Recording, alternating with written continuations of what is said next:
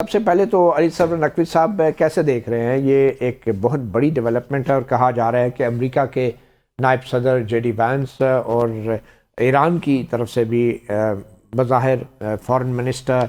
عراقچی جو ہیں وہ یہاں اسلام آباد میں ان مذاکرات کے لیے آئیں گے. تو کیا لگتا ہے کہ یہ جو موجودہ سیز فائر ہوا ہے، پہلے تو اس کی ہم اگر بات کریں یہ کتنا پائیدار ہے، کیونکہ مختلف قسم کی شکایات بھی آ رہی ہیں اور کچھ خبریں بھی آ رہی ہیں؟ جی ہاں، دیکھیے جیسا کہ آپ نے کہا یہ بہت بڑی ڈیولپمنٹ ہے اور اس میں اللہ کا شکر ہے پاکستان کا بڑا مقبولیت پاکستان کے نام کی ہوئی ہے اور پاکستان کا بہت بول بالا ہے ہر طرف، دنیا بھر کے ٹیلی ویژن چینلز، اخباروں میں ہر جگہ پاکستان کے وزیر اعظم شہباز شریف صاحب اور general field marshal Asim Munir صاحب کا بہت ذکر ہے اور بہت ان کی کریڈٹ ان کو دی جا رہی ہے. تو یہ ایک رات پہلے صدر ٹرمپ نے یہ کہا تھا کہ وہ ایسا سخت ایکشن ایران کے خلاف لیں گے کہ وہ ایران کی پوری تہذیب تباہ ہو جائے گی، ختم ہو جائے گی اور دوبارہ واپس نہیں آئے گا، قائم ہو سکے گی. تو یہ ایک پوزیشن تھی اور اس کے بعد دن رات جو سفارتی کوششیں ہوئیں اس کے نتیجے میں یہ دوسرے دن جب ان کی ڈیڈ لائن تھی 8 بجے رات امریکہ کی، تو اس ڈیڈ لائن کے وقت بلکہ اس سے ذرا پہلے سیز فائر کا اعلان ہو گیا. تو جنگ بندی کا اعلان جو ہے وہ سب سے ضروری تھا. پہلا قدم امن کی طرف، ایک مسئلے کے حل کی طرف جنگ بندی ہوتا ہے جب جنگ چھڑی ہوئی ہو. تو وہ قدم لیا گیا ہے. پھر اس کے بعد جو مذاکرات ہونے ہیں اس میں بہت سی باتیں ایسی ہیں جس میں دونوں فریق الگ الگ پوزیشن رکھتے ہیں. اچھا نقوی صاحب یہ بتائیں کہ جو موجودہ عارضی جنگ بندی ہے یہ کتنی پائیدار ہے؟ کیونکہ کچھ شکایات آ رہی ہیں لبنان کے اوپر بھی اسرائیل کے حملے جاری ہیں، اور پھر اطلاعات کچھ ایسی ہیں کہ سعودی عرب کی جو ابنائے حرمت سے گزرنے والی آئل پائپ لائن ہے اس پہ بھی حملے کی خبر ہے، اور جس پہ پاکستان نے بھی اور پاکستان کے وزیر اعظم نے بھی اپنا رد عمل دیا ہے، اس کی مذمت کی ہے. تو یہ کتنا حساس ہے یہ معاملہ، جبکہ جمعے میں مذاکرات باقاعدہ شروع ہونے والے ہیں؟ تو یہ جو بظاہر خلاف ورزیاں ہیں ان کو آپ کیسے دیکھ رہے ہیں؟ ہاں یہ تو پریشانی کی بات ہے، کیونکہ جب تک پورا سیز فائر جنگ بندی پوری طرح اسٹیبلش نہ ہو،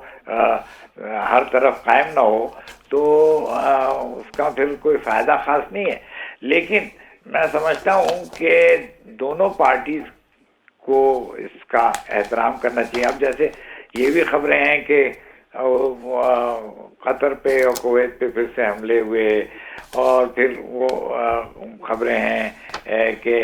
امریکہ کے اسرائیل کی طرف سے اٹیکس لیبنان میں جاری ہیں. تو یہ باتیں تو ہو رہی ہیں، لیکن اول تو امریکہ کی ذمہ داری ہے، اس نے جنگ بندی تسلیم کی ہے کہ وہ اسرائیل کو روکے، اس کو ایسے ایکشن نہ لینے دے جس کی وجہ سے جنگ بندی قائم نہیں رہ سکے گی. دوسرے یہ کہ اسرائیل کو بھی یہ چیز ماننی پڑے گی کہ اب وہ ایران کے اوپر اس طرح سے حملے نہیں کر سکتا ہے جیسے وہ کر رہا تھا. تو صورتحال بدل گئی ہے، اس کے اوپر سب کو اس کا احترام کرنا ہوگا، اس کو قبول کرنا ہوگا، اور یہ اگر نہیں ہوتا ہے تو پھر سب مسئلے پھر سے کھل پڑیں گے اور وہ کوئی دونوں پارٹیز افورڈ نہیں کر سکتی. ٹھیک ہے، مظہر عباس صاحب نے بھی ہمیں جوائن کیا ہے، مگر پہلے فیض رحمان صاحب میں آپ کی طرف آنا چاہوں گا. آپ کو کیا لگتا ہے کہ یہ لبنان کا جو معاملہ ہے، کیونکہ ہمارے وزیر اعظم نے تو اپنی ٹویٹ میں باقاعدہ لبنان کا ذکر کیا تھا کہ وہ بھی اس جنگ بندی کا حصہ ہے،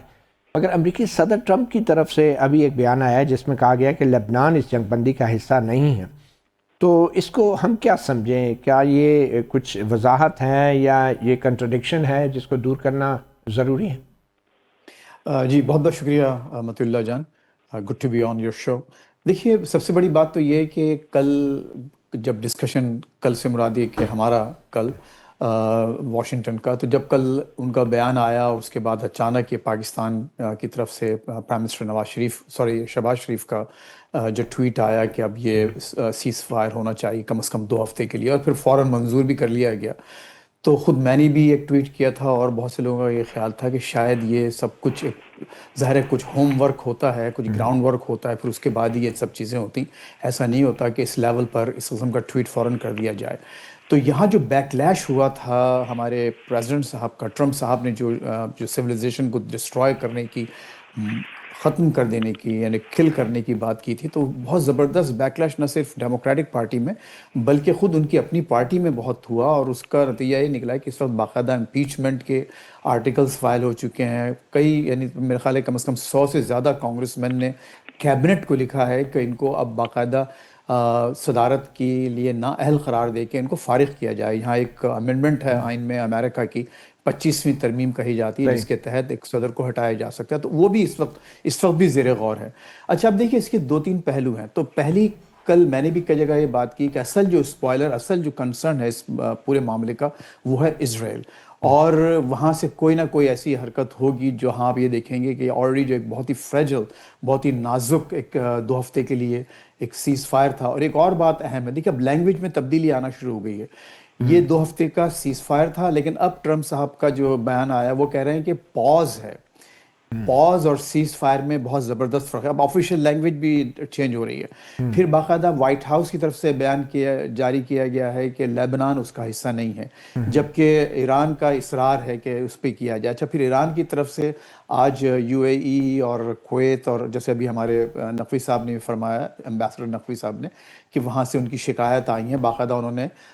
بیان جاری کیا، پروٹیسٹ جاری کیا ہے کہ ایران وہاں پر حملے جاری کیے ہوئے ہیں۔ اسٹریٹ آف ہرمز کا آپ نے ذکر کیا مطیع اللہ، وہ بھی اس وقت صورتحال یہ ہے کہ وہاں پر اس وقت جو بیان دیے، جو اعلانات کیے جا رہے ہیں اسٹریٹ میں، جو داخل ہونا چاہ رہے ہیں ٹینکرز، ان کو کہا جا رہا ہے کہ وہ جا کے IRGC سے باقاعدہ پرمیشن لیں، اور پرمیشن کے بعد ہی ان کو جانے دیا جائے گا۔ تو اس کا مطلب یہ ہوا کہ ابھی معاملات بہت زیادہ فلوئڈ ہیں، اور کسی بھی وقت کوئی اور مزید اگر ایسی کوئی چنگاریاں ہیں آلریڈی۔ دیکھیے آج لبنان پر ایک میسو حملہ کیا ہے، جس میں کہا جا رہا ہے کہ ہنڈریڈز آف جانیں وہ ضائع ہوئی ہیں، یہ بھی ایک پاسبل فگر دی جا رہی ہے۔ تو لبنان کے حوالے سے اور ایون ایران کے حوالے سے اس وقت اسرائیل میں سخت بے چینی پائی جاتی ہے۔ ان کا جو بالکل جو رائٹ ونگ جو کولیشن پارٹنر ہے، اس نے یہ دھمکی دی ہے کہ اگر یہ سیز فائر ہوتی ہے اور جنگ ختم ہوتی ہے تو ہم حکومت کو گرا دیں گے، اور پوری طرح سے خود موساد بھی جو ہے اس بارے میں تیار نہیں ہے کہ باقاعدہ کوئی جنگ بندی ہو۔ تو مجھے نہیں معلوم، لیکن ایک بات میں جو کہنا چاہتا ہوں، مجھے تھوڑا سا 2-4 سیکنڈ اور دیجیے، کہ دیکھیے یہ سب ایک اس کا سیز فائر کا ہونا 2 ہفتے کا، اس میں پاکستان کی کوششیں، تو پاکستان کی کوششیں ریگارڈلیس، پاکستان کا جو کریڈٹ ہے وہ ریگارڈلیس بہت زیادہ قابل رشک ہے، قابل تعریف ہے، اور انہوں نے جو پوائنٹ اپنے جو حاصل کیے ہیں اس پوری سفارتکاری میں، وہ یقیناً ہمارے ساتھ ہم سب کے لیے ایک یادگار دن ہے، اور اس کا اندازہ آپ ظاہر ہے جو بھارت میں جو کچھ اس وقت اس پہ رد عمل نظر آ رہا ہے، اس سے بھی اندازہ لگا سکتے ہیں۔ جی مظہر عباس صاحب، یہ جو لیبنان کا معاملہ ہے، اس پہ تھوڑی سی مجھے لگتا ہے کہ امریکی حکومت کی طرف سے جو بیان آیا ہے، صدر ٹرمپ کا بیان ہے کہ لیبنان سے جنگ بندی کا حصہ نہیں ہے، تو ہمارے لیے یہ کیا سچویشن ہوگی؟ کیونکہ شہباز شریف صاحب کی جو ٹویٹ تھی اس میں تو واضح طور پہ لیبنان کا بھی ذکر تھا، اور جس میں امریکی انتظامیہ اور امریکی صدر سب کو ٹیگ بھی کیا گیا تھا۔ شکریہ مسیح، اس کا جو طریقہ ہے وہ تو بہت آسان سا ہے، کیونکہ ڈپلومیٹک ٹرم میں ظاہر ہے چیزیں مشکل ہوتی ہیں، اور وہ یہ کہ ایگزیکٹلی پاکستان، کیونکہ پاکستان اس پورے معاہدے کا معاہدہ کروانے کا یا سیز فائر کروانے کا، اور یہ اعلان بھی پاکستان ہی کی طرف سے ہوا، تو پاکستان کو پھر اب یہ میرا خیال ہے، مجھے نہیں پتا کہ ایسا ہوگا یا نہیں ہوگا، لیکن اس کی وضاحت تو پاکستان کر سکتا ہے کہ چونکہ ڈونلڈ ٹرمپ ایک بات کہہ رہے ہیں کہ لبنان اس کا حصہ نہیں ہے سیز فائر کا، اور ایران یہ کہہ رہا ہے کہ اگر لبنان میں جنگ نہیں رکتی تو ہم پھر اس سے وڈرا کر جائیں گے. اب یہ ایک ایسی سچویشن ہے، ظاہر ہے پاکستان کی ایک ٹرکی سچویشن ہے کہ ہمیں اس کو کلیریفائی کرنا چاہیے نہیں کرنا چاہیے، کیونکہ غزہ میں بھی ہم نے دیکھا تھا کہ غزہ میں بھی جب سیز فائر ہوا تھا تو غزہ پر حملے جاری رہے تھے اور آج تک جاری ہیں. تو لیکن بدر صاحب سوال یہ پیدا ہوتا ہے کہ اسرائیل جو ہے وہ کیوں اس سارے نیگوشیشنز کا حصہ نہیں رہا؟ کیونکہ ہم اسرائیل کو تو تسلیم نہیں کرتے، اس سے براہ راست بات تو کر نہیں سکتے. تو کیا امریکہ نے اسرائیل کو اعتماد میں نہیں لیا تھا، یا اس حوالے سے ہمارا جو امریکہ سے رابطہ تھا وہ مکمل نہیں تھا، اور اسرائیل کے حوالے سے کسی قسم کی کوئی ایشورنس ہم لوگوں نے بھی جاننے کی کوشش نہیں کی؟ نہیں، میرا خیال ہے کیونکہ جو اس وقت ایران کے ساتھ ہو رہا ہے وہ ظاہر ہے اسرائیل ایران کانفلکٹ اپنی جگہ، لیکن اس کا جو مین وہ ہے وہ امریکہ ہے. اور اگر آپ دیکھیں تو نیتن یاہو کے شاید اتنے بیانات نہیں ہیں جتنے ڈونلڈ ٹرمپ کے بیانات ہیں. تو اصل چیز یہ ہے کہ اسی لیے امریکہ سے گفتگو کی گئی، کیونکہ پاکستان کو یہ یقین تھا اور شاید اب بھی ہے